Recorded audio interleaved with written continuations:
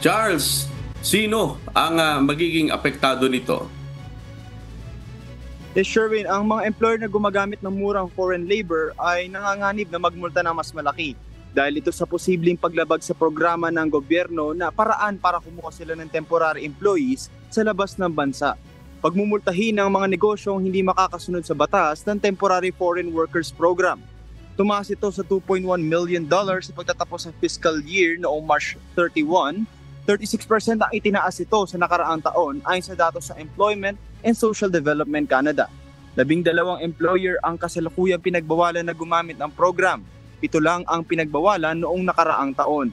Nasa 2,100 business ang iniimbestigahan at 6% sa kanila ang hindi sumunod sa batas ng programa.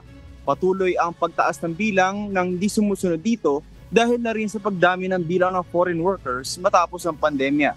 Kahit na plano ni Canadian Prime Minister Justin Trudeau na bawasan ang temporary immigrant population ng 20% sa susunod na 3 taon, nananatiling puwersa ng manggagawa ang mga bagong dating sa bansa.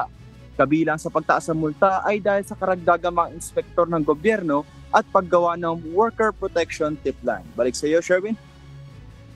Paano naman, Charles, mababan yung isang employer sa naturang programa?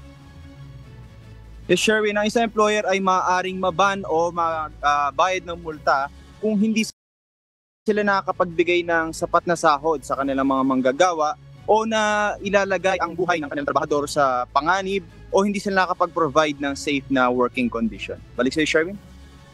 Alright, maraming salamat, Charles Corpus mula sa Edmonton, Canada.